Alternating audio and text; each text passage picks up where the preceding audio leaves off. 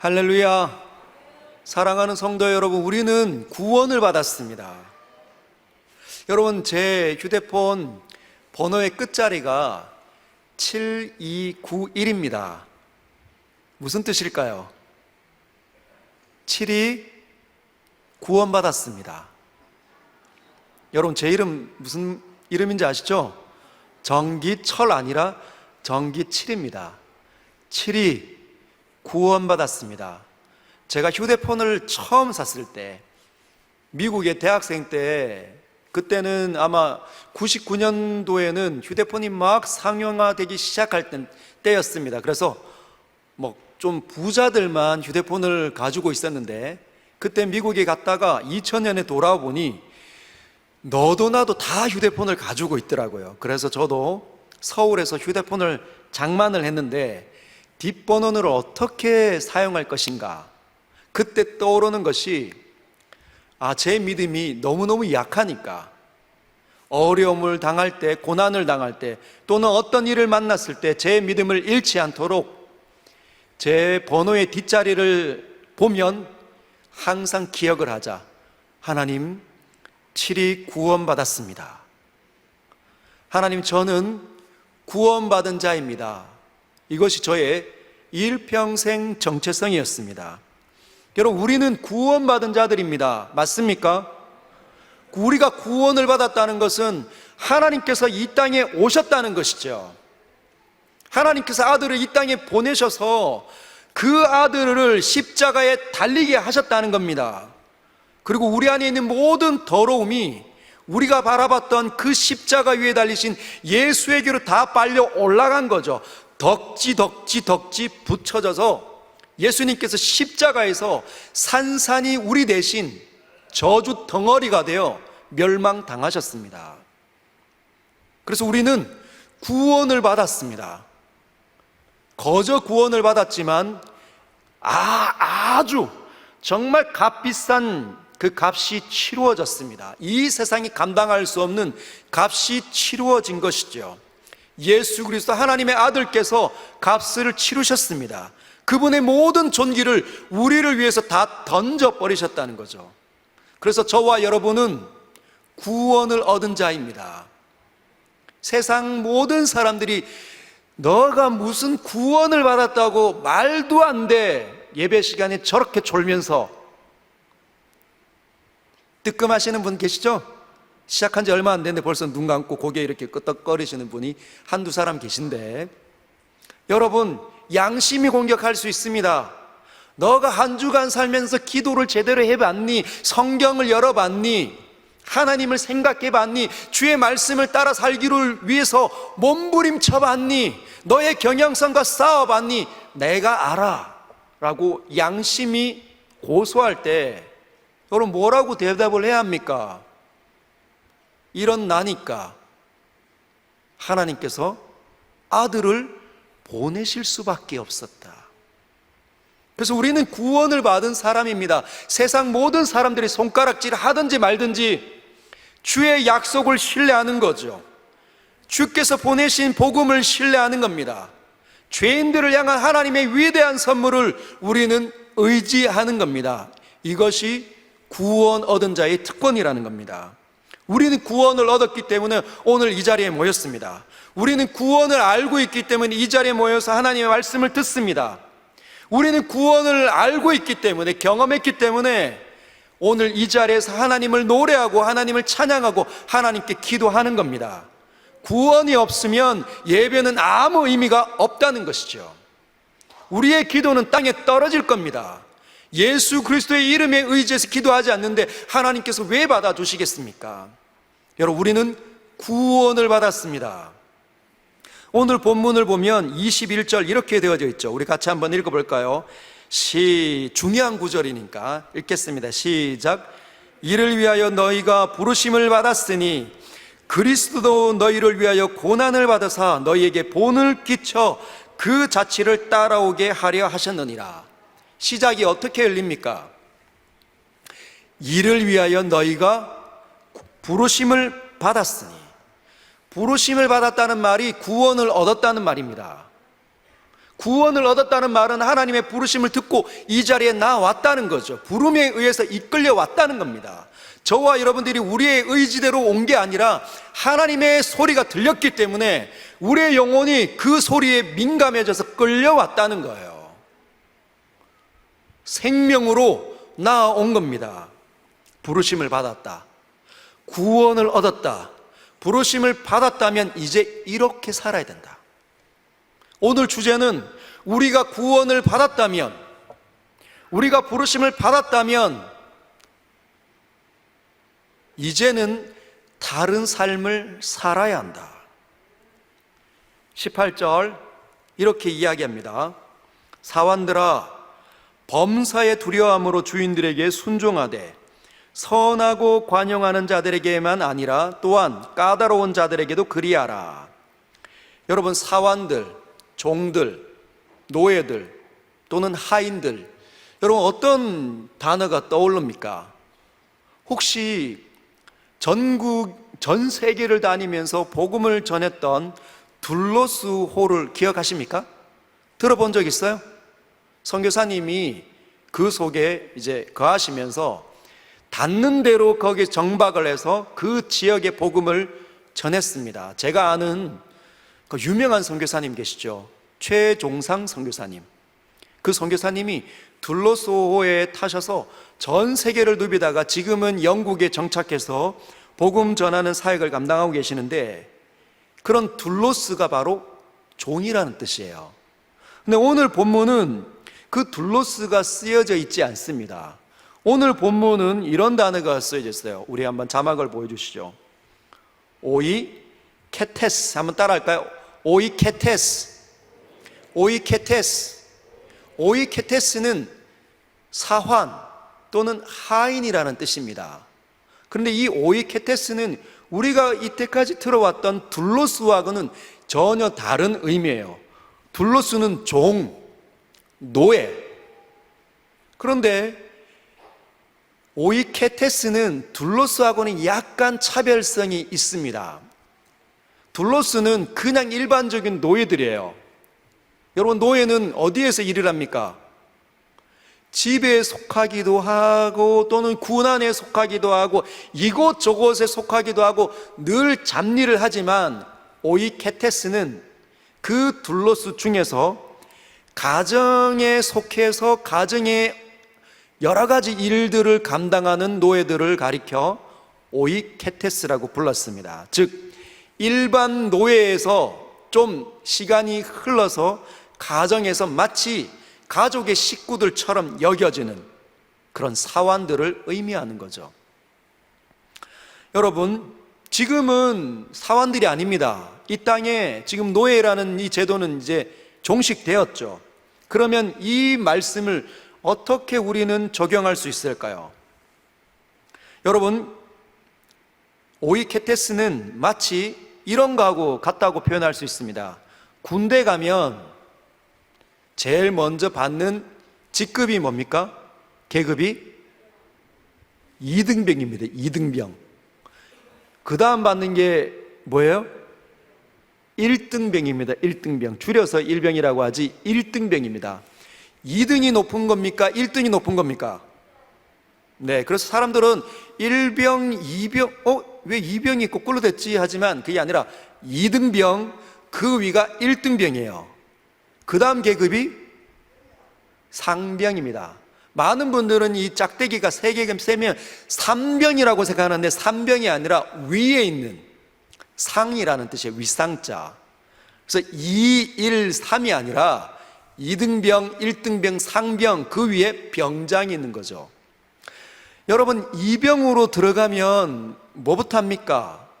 예전에는 병장들의 이 군화를 열심히 닦고 관물대를 정리를 했습니다. 그런데 막 침상을 닦고 걸레질을 하고 제일 하찮은 일을 2등병 말단 계급이 한 거예요.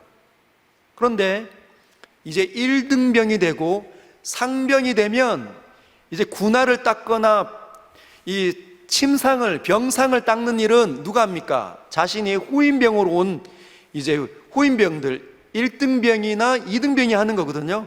상병은 이제 침상에 눕기 시작합니다. 이제 좀 편해지기 시작하는 거죠.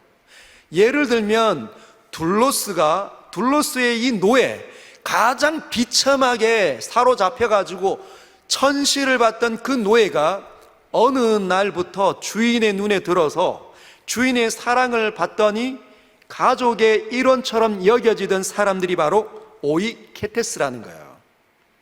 그러면 어떤 생각이 듭니까? 1등병, 2등병일 때보다는 상병일 때, 내가 지금까지 이렇게 병장들의 이 군화를 닦아야 되나? 내가 이렇게 달리기를 해야 되나? 여러분, 제가 군대에 갔을 때 1병, 2등병 때는 고참들이 그런 얘기를 하는 거예요. 빠져가지고 걷네? 2등병이 빠져가지고 걷네? 2등병은 어떻게 하라는 겁니까? 어디 지역을 이쪽에서 저쪽으로 갈 때 무조건 달리라는 거예요. 빠릿빠릿하게. 그러더니 TV를 볼 때 TV에 너무 재밌는 장면이 나와서 웃으면 어떻게 해요? 상병이 이야기합니다. 2등병이 웃네? 우스운데 이러고 있어야 된다는 거죠. 그럼 누구는 편하게 걸어 다닙니까? 이제 상병이 되면, 병장이 되면 뒷짐지고 편하게 슬리퍼 신고 다니는 거예요. TV로 마음껏 소리내서 웃고 잠자고 쉴 때 편하게 잠자는 거죠. 그때 여러분 어떻게 상병이 병장이 야, 너 웃네? 이러면 아이고 제가 지금 계급이 상병인데 저 2등병 벗어난 지 얼마나 오래됐는데요. 이런 얘기 하겠죠. 지금 케이스가 그런 겁니다. 오이케테스가 제가 이 완전 천하게 여겨지던 둘로스에서 신분이 바뀌어서 오이케테스로 여겨지고 있는데 저에게 이런 부당한 일을 시킵니까? 지금 그런 말들을 하지 마라. 베드로가 뭐라고 얘기합니까? 사환들아, 주인들에게 순종하되 선하고 관용하는 자들에게만 아니라 또한 까다로운 자들에게도 그리하라. 지금은 노예제도가 없어졌습니다. 그러면 어떻게 이 말씀을 적용을 해야 될까요? 우리가 있는 지역이나 또는 우리가 몸담고 있는 그 조직에서 나보다 직급이 높은 사람들에게 우리는 순종을 해야 된다는 거예요. 여러분, 첫 번째, 선하고 관용하는 자들에게 순종해라. 두 번째, 또한 까다로운 자들에게도 그리하라. 여러분, 처음에 선하고 관용하는 자들에게는 쉽게 순종이 됩니다. 착한 사람에게. 상사가 굉장히 따뜻하고 배려해 있고 좋은 사람이라면, 말들로 늘 따뜻하게 말을 하는 사람이라면 쉽게 순종이 되죠. 그런데 까다로운 상사를 만나면 순종이 잘 되지 않습니다.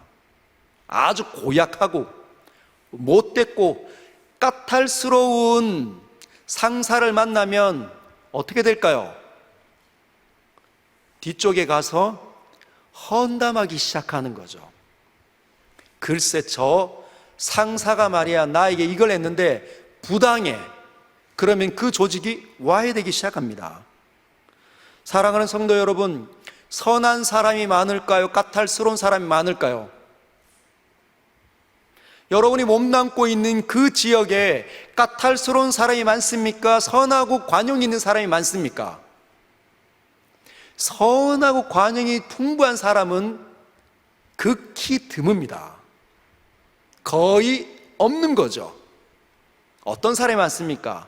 굉장히 고약하고 굉장히 거칠고 까탈스러운 사람. 어떤 분은 이 말씀을 직장에게서 내가 처해 있는 그 조직이 직장이구나 하면 여러분 직장 속에서 이 말씀을 적용하십시오. 근데 직장만 떠올리면 안 됩니다. 가정에서도 떠올리시기 바랍니다. 사환들아, 누구의 말을 해야 될까요? 며느리들아, 너희 며느리들아, 선하고 관용하는 시어머니에게만 순종하지 말고 까탈스러운 시어머니에게 순종할 수 있어야 된다.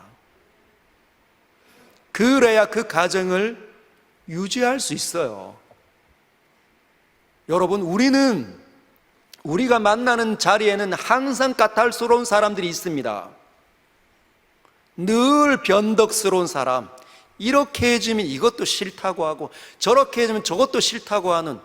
예전에 TV에서 보니까 어떤 시어머니는 반찬을 해서 이렇게 갖다 드리면 손가락으로 탁 튀기더라고요. 그래서 다시 음식을 해다 갖다 드리면 손가락으로 탁 튀기는 거예요. 이렇게 해도 맛이 없고 저렇게 해도 맛이 없는 거예요. 근데 그 까탈스러움을 누가 받아낼 수 있습니까? 너희가 구원을 받았다면, 너희가 진짜 부르심을 입은 사람들이라면 너희는 할 수 있다는 겁니다. 19절을 보면 부당하게 고난을 받아도 하나님을 생각함으로 슬픔을 참으면 이는 아름다우나. 여러분, 부당하게 고난을 받아도 누구를 생각해야 할까요? 하나님을 생각하고 그 자리에 있어야 합니다. 여러분, 사람들은 대부분이 우리를 오해합니다. 우리가 잘하면 잘한다고 싫고 못하면 못한다고 미워 죽겠는 거예요. 우리가 뛰어난 성과를 내면 직장 상사가 아이고 잘 들어왔구나 하지 않는 거죠. 시기하고 질투하고 자기 자리를 잃을까 봐 온갖 모함을 할 수 있습니다. 부당한 대우를 할 수 있다는 거예요. 그런데 우리가 잘 못해요. 이제 막 직장으로 들어가서 직장 일이 얼마나 서툽니까? 배워야 되는데. 그러면 서툴면 서툴다고 얼마나 모멸감을 주는지, 얼마나 무시하는지. 그런데 그 부당한 대우를 하나님을 생각함으로 받아내라는 겁니다. 왜 우리가 하나님을 생각함으로 받아내야 할까요? 못된 사람 버릇 한번 고쳐줘야 되는데 그렇지 않습니까? 못된 사람, 나를 멸시하는 사람, 나를 시기하고 질투하는 사람 쳐다도 안 보고 무시하는 것이 우리가 생각하는 바른 거라 생각하지만 하나님은 그렇게 여기지 않습니다. 왜 그럴까요? 하나님께서 보내셨기 때문이에요. 그 자리로 하나님께서 보내셨기 때문입니다. 사랑하는 며느리들이여, 여러분을 그 자리로 누가 보내셨습니까? 하나님께서 보내셨다는 거예요. 사랑하는 직장 여러분, 부당한 대우를 받고 있습니까? 고통스럽습니까? 한 대 치고 싶습니까? 받아내고 싶습니까? 하나님께서 그 자리로 여러분을 보내셨습니다. 여러분이 아니면 그 사람들을 감당해낼 수 없다고 하나님 판단 내리셔서 여러분을 그 자리로 보내신 것이죠. 그래서 부당하게 고난을 받아도 하나님을 생각하면 이는 아름다우나. 하나님 보시기에 선한 거예요. 하나님께서 보내셨는데 다 뛰쳐나가고 싶어 하는 거죠. 아, 못 살겠다. 이거 정말 꼴보기 싫다. 내 마음에 안 든다. 던져버리고 싶다. 그만두고 싶다. 이혼하고 싶다. 그런 것이 세상의 법칙들입니다. 세상은 다 튕겨져 나가는 거죠. 사랑하는 성도 여러분, 오늘 21절 보면 이를 위하여 너희가 부름을 받았으니, 이를 위하여 너희가 부름을 받았는데 어떤 부르심입니까? 어떤 자리로? 20절에 보면 죄가 있어 매를 맞고 참으면 무슨 칭찬이 있겠느냐? 우리가 칭찬을 받지 못하는 부분이 잘못해서 매를 맞고 욕을 받는 건 안 된다는 거예요. 그러나 어떤 거라고요? 선을 행함으로 부당하게 고난을 받는 건 괜찮다는 겁니다.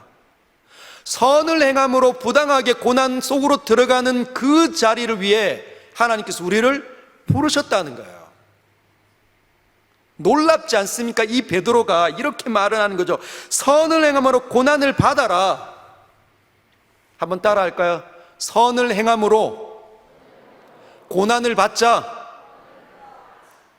근데 세상 사람들은 선을 행하면 고난을 받는 걸 이해를 못 합니다. 여러분, 선하게 살았는데, 정직하고 바르고 착하게 살았는데, 그러면 어떤 대우가 나에게 주어져야 합니까? 권선징악, 선을 권면하고 악을 징계하는 거죠. 이 세상의 모든 동화들이 그렇습니다. 인과응보, 나쁜 짓을 하면 벌을 받고 좋은 일을 하면 좋은 일을 얻는 거예요. 착한 일을 하면 네가 행복하게 사는 거죠. 그러나 하나님께서는 그런 일은 기대감 속에나 있지 실제로는 그렇지 않다는 겁니다. 왜 그럴까요? 그 이유는 세상이 썩어 문드러졌기 때문이에요. 하나님을 떠난 상태가 세상입니다. 하나님을 인정하지 않아요. 하나님을 사랑하지 않습니다. 하나님의 말씀을 소중하게 여기지 않아요. 그래서 미움과 시기와 질투가 있습니다. 누가 잘하면 시기가 일어나고 누가 나보다 뛰어나면 미움이 일어나는 거죠. 여러분, 근데 우리가 그 속에 살았던 사람들이에요. 우리가 그 속에 살았던 사람들이기 때문에 나보다 누군가가 더 뛰어나면, 나보다 누군가가 더 잘생겼고 더 예쁘면 시기가 일어나는 거예요. 나보다 누가 키가 더 크다, 누군가가 나보다 더 잘 산다, 꼴 보기 싫은 거죠. 우리가 그런 삶 속에서 살아왔다는 겁니다. 그래서 주님은 뭘 명령하고 계세요? 선을 행하라. 주님이 원하는 그 일을 해라.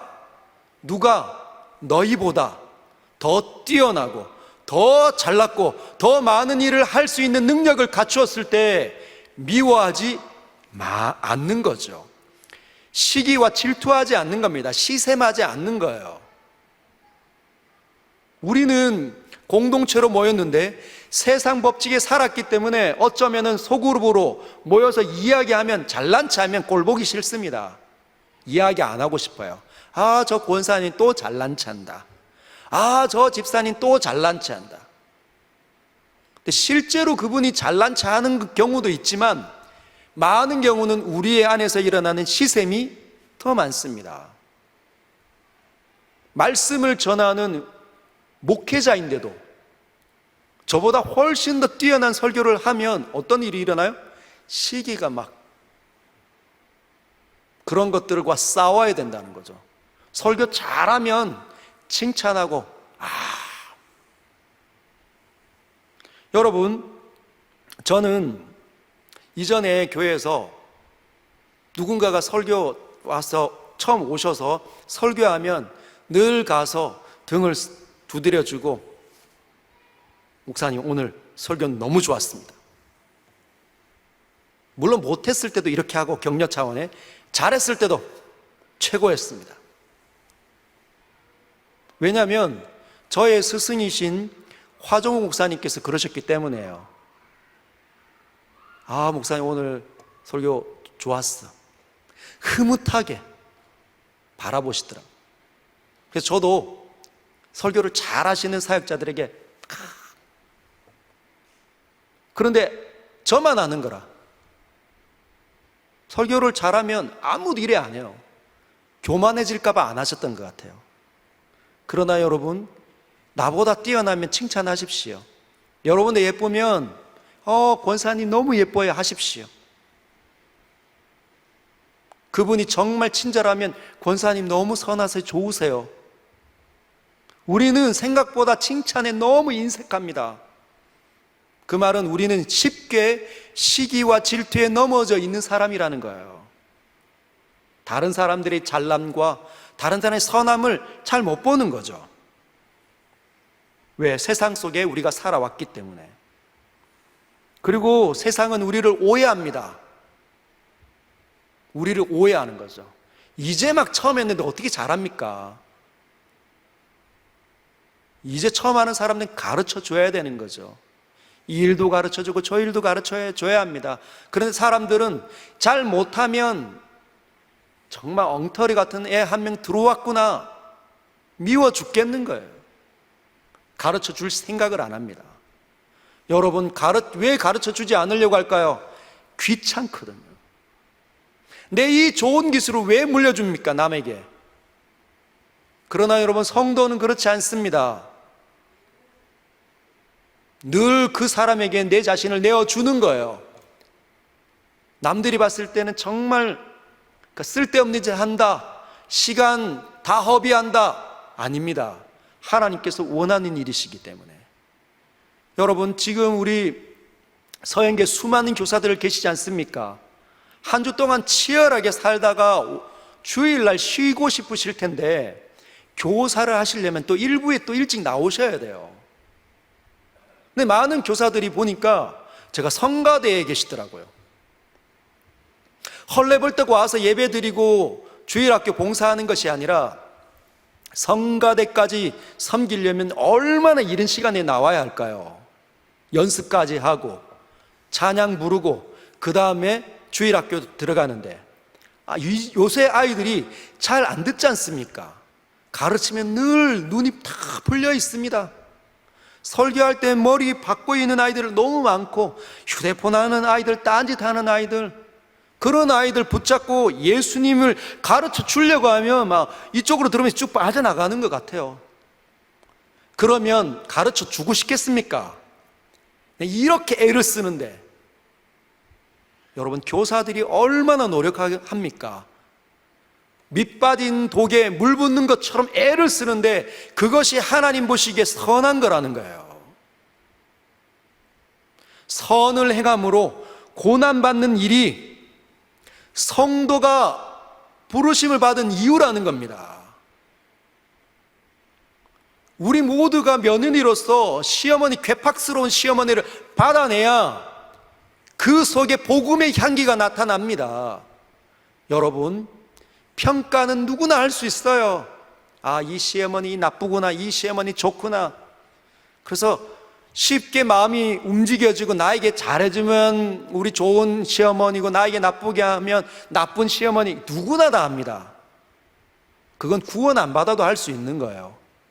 그러나 구원받은 사람은 다르게 해석을 하는 거죠. 왜? 하나님께서 나를 보내셨으니까. 하나님이 눈에 보이니, 하나님을 인정하니 내 자리가 달라 보이는 거죠. 복음을 주기 위해서 애를 쓰는 겁니다. 자신의 선함을 여전히 유지하는 거죠. 고난당하고 부당하게 반찬을 이렇게 손가락을 튕겨도 여전히 그 자리에 앉아서 그 시어머니를 받아내야 하나님의 사람이라고 일컬음 받는 거예요. 이 세상이 이토록 망가져 있는데 우리가 무엇을 기대하겠습니까? 사랑하는 성도 여러분, 우리는 고난받는 걸 무서워하면 안 됩니다. 우리가 선을 행했기 때문에 내가 있는 곳에서 마치 장미끝 꽃길을 걷는 것처럼 그런 상상력을 하면서 부당하게 왔을 때 힘들어하면 안 됩니다. 올 것이 왔구나. 근데 쉽지 않아요. 왜? 우리 모두는 고난을 다 두려워합니다. 고난받는 걸 힘들어합니다. 어려운 환경에 처하는 것을 견딜 수 없어요. 조그만 상황이 어려워지면 견딜 수 없습니다. 그만큼 우리 마음이 너무너무 약하다는 거죠. 그럴 때 우리가 해야 되는 일이 있습니다. 무엇일까요? 예수님을 생각하는 거예요. 자, 21절에 보면 이를 위하여 너희가 부르심을 받았으니 그리스도도 너희를 위하여 고난을 받으사 너희에게 본을 끼쳐 그 자취를 따라오게 하려 하셨느니라. 우리에게 샘플이 있습니다. 샘플. 여러분, 혹시 마트에 가서 샘플링 받아보신 적 있습니까? 화장품. 백화점에 가면 꼭 화장품 대에서 많이 이렇게 여성들이 기웃기웃거리다가 결국은 1시간 정도 이렇게 뭡니까? 아이 쇼핑을 하면 직원이 샘플링을 막 이렇게 한 주먹 주잖아요. 사모님, 이거 가서 발라보세요. 엄청 좋은 거예요. 집에 가서 발라보고 좋으면 다음에 사러 오는 거죠. 야, 진짜 피부가 탱글탱글하구나 발랐더니 이 주름이 사라지는구나. 그러면 그 사러 가게 된다는 겁니다. 여러분, 샘플이 있습니다. 샘플. 실제적인 샘플. 예수님. 여러분, 우리에게는 샘플이 있어요. 선을 해가면서 받을 수밖에 없는 이 샘플이 있습니다. 누가? 예수님이. 예수님이 샘플링이세요. 예수님이 어떻게 하셨냐? 22절 같이 읽어볼까요? 22절과 23절입니다. 시작. 그는 죄를 범하지 아니하시고 그 입에 거짓도 없으시며 욕을 당하시되 맞대어 욕하지 아니하시고 고난을 당하시되 위협하지 아니하시고 오직 공의로 심판하시는 이에게 부탁하시며. 첫 번째, 예수님은 샘플을 우리에게 보여주십니다. 이렇게 살아라. 너희는 이렇게 살도록 부름을 받았다. 어떻게 해요? 죄를 범하지 않아야 된다는 겁니다. 죄 가운데 뒹굴었던 그 모든 구습을 끊어내야 되고 거기서 뛰쳐나와야 된다는 거죠. 그 입에 거짓말하면 안 됩니다. 여러분, 어릴 때부터 거짓말하고 살죠. 우리 여기 지금 아이들이 있는데 아이들이 곧잘 거짓말을 합니다. 근데 거짓말을 안 가르쳤는데 아이들이 거짓말을 한다는 거예요. 그래서 우리도 거짓말을 할 가망이 매우 타분합니다. 왜? 우리가 그런 삶을 살다가 구원을 받았기 때문이에요. 저와 여러분들은 죄를 지을 가망이 많고 거짓말할 가망이 많습니다. 위기가 상황이 일어났을 때 거짓말할 가망이 많아요. 그럴 때 어떻게 해야 됩니까? 예수님을 봐야 합니다. 예수님께서 죄를 짓지 아니하시고 거짓을 행하지 않았다는 것, 입술에 거짓이 없었다는 것을 기억을 해내야 우리가 거짓말을 하지 않게 된다는 거죠. 위기가 일어난다 할지라도. 23절을 보면 욕을 당하시되 맞대어 욕하지 아니하시고. 얼마나 많은 욕을 들었습니까? 네가 하나님의 아들이냐? 네가 하나님의 아들이거든 그 십자가에서 내려와 봐라. 여러분, 예수님께서 하나님의 아들이었습니까? 아니면 그냥 사람이었습니까? 여러분, 그분이 하나님의 아들이셨다는 거예요. 네가 하나님의 아들이거든 조롱하는 거죠. 저와 여러분들에게 누군가 손가락질하고 조롱할 겁니다. 그때 맞대어 욕하지 않아야 된다는 거죠. 여러분, 마음을 잃으면 사나워집니다. 마음을 잃는다는 건 하나님을 인정하지 않는 거하고 같은 거예요. 왜냐하면 하나님께서는 샬롬의 왕이시기 때문에. 그 하나님께서는 그냥 옆에 계신 정도가 아니라 우리 안에 거하시는 겁니다. 샬롬의 왕께서 우리 안에 거하실 때 우리는 마음을 잃지 않는 거예요. 우리가 마음을 잃었다는 것은 그 샬롬의 하나님을 인정하지 않는 거죠. 그 하나님을 그 순간에는 인정하지 않습니다. 우리가 예배를 드리고 그분을 찬양하고 그분을 사랑한다 말 안 하지만 그 순간에는, 마음을 잃어버렸을 때는 그 하나님을 인정하지 않는 거예요. 뭐가 인정이 됩니까? 내 자신이 다시 튀어져 나오는 거죠. 내 자신이 살아 벌떡이는 겁니다. 하나님께서 참으라 말하는데 이거 가만히 있어 보세요. 이거 좀 한번 하여튼 한번 해줘야 됩니다. 이러고 있다는 거예요.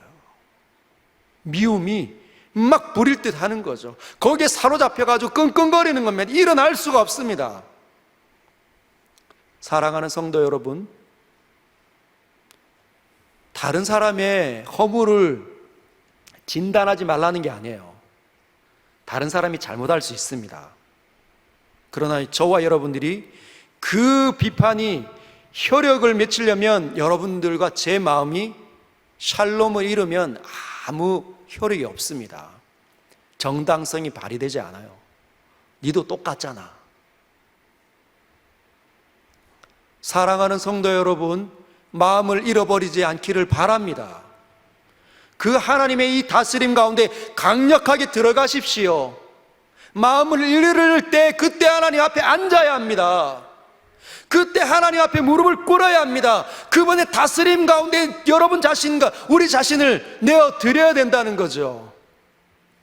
그래서 나는 죽었구나, 나는 십자가에서 죽었구나, 예수와 함께 죽었구나, 내 안에 예수가 살아계시는구나, 그걸 누가 봐야 합니까?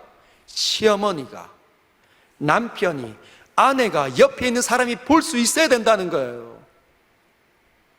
진짜 달라졌구나, 진짜 하나님 믿구나, 진짜 하나님 살아있구나. 그걸 어떻게 보냐? 내 자신이 통제당할 때, 하고 싶을 때 차분해져 있는 겁니다. 정확하게 문제를 진단하는 거죠. 사랑하는 성도 여러분, 정말 힘들면 예수님께서 하신 일을 기억하시고 그 방법을 사용하십시오. 23절 후반을 보면 너무 고통스럽고 너무 힘든데 주님이 뭐라고 합니까? 오직 공의로 심판하시는 이에게 부탁하시며, 막 미치고 팔짝 뛰고 싶을 때 하나님 앞에 나아가십시오. 나를 구원하신 하나님께, 영원한 심판장이신 모든 것들을 불꽃 같은 눈으로 다 보시는 그 하나님께 구하십시오. 주님, 저를 다스려 주시고 이 사람도 다스려 주시고 이 상황도 해결해 주십시오. 주님 다 알고 계시지 않습니까? 그게 하나님을 인정하는 겁니다. 그 사람이 바로 하나님을 믿는 거라는 거예요. 그 사람이 바로 구원을 받은 사람의 특징입니다. 그냥 예전처럼 막 널뛰는 게 아니고. 주님이 어떻게 하셨냐? 자기를 죽이는 사람을 위해서 24절에 친히 나무에 달려 그 몸으로 우리 죄를 담당하셨으니, 여러분, 누군가가 우리를 공격하면 그 사람이 죄를 짓는 거죠. 그 사람이 여러분들에게 죄를 짓는 겁니다. 죄를 가지고 여러분을 죽이고 있는 거예요. 막 미워하고 있고 왜곡하고 있고 헌담을 하고 있으면 어떻게 하는 겁니까? 십자가에 죽어야 합니다. 그게 사랑이에요. 여러분, 하실 수 있겠습니까? 하실 수 있겠습니까? 아멘은 정말 많이 나오시긴 하는데, 여러분, 결단한다고 잘 안 되더라고요.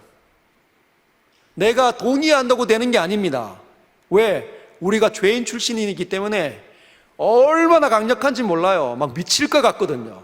우리가 공격을 당하면. 그때 어떻게 해야 합니까? 주님께 기도하십시오. 우리의 모든 것들을 참으신 주님께 기도하십시오. 그리고 그 사람을 받아낼 수 있도록 주님, 저를 용서해 주시고 저를 이끌어 달라고 기도하십시오. 우리 가정에 샬롬을 달라고 기도하십시오. 내가 있는 직장에 샬롬을 달라고 기도하십시오. 내 마음의 풍파가 사라지도록 기도하십시오. 안 되면 금요 기도회까지 기다리십시오. 나오셔서 여기서 주에 한번 크게 부르짖고 하나님 앞에 달려가시길 바랍니다.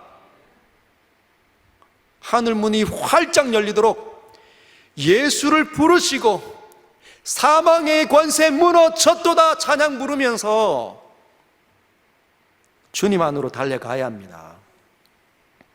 25절 같이 한번 읽어볼까요? 시작. 너희가 전에는 양과 같이 길을 잃었더니 이제는 너희 영혼의 목자와 감독 되신 이에게 돌아왔느니라. 여러분, 너희가 전에는 양과 같이 길을 잃었다. 여러분, 우리가 구원받기 전에, 부르심을 받기 이전에는 길을 잃었던 사람입니다. 세상 속에서 길을 잃은 거죠. 세상의 수많은 그런 제도들 때문에, 부당한 대우들 때문에 우리는 길을 잃었습니다. 착하게 살면 잘 된다 생각했는데 착하게 살았더니, 정직하게 살았더니 그걸 이용해서 등쳐먹는 사람이 얼마나 많은지. 그래서 우리 자신이 어떻게 변해갑니까? 점점 사납게, 점점 무자비하게, 점점 냉대하게, 남들처럼 똑같이, 그것이 양과 같이 길을 잃는 겁니다. 하나님께서 지시한 세상의 바른 그 웨이, 그 바른 길을 잃어버리는 거죠. 그런데 이제는 너희 영혼의 목자와 감독 되신 이에게 돌아왔느니라. 주님이 친히 말씀하셔서 우리를 이끌어 가십니다. 그 길은 아니야.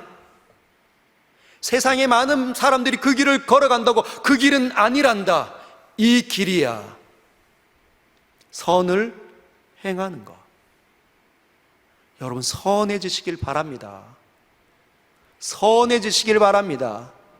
여러분의 생각이 선해지길 바랍니다. 여러분의 마음이 선해지길 바랍니다. 따뜻한 사람이 되시길 바랍니다. 착하고 온유한 사람들이 되시길 바랍니다. 여러분을 만나면 하나님께서 모든 사람들이 여러분 때문에 하나님을 만나게 되는 그 일이 일어날 수 있도록 선하게 살아주십시오. 왜곡된다 할지라도, 부당하게 대우를 받는다 할지라도, 내가 원하는 일이 일어나지 않는다 할지라도 하나님이 다 보고 계시기에 감독되신 분 아닙니까? 감독.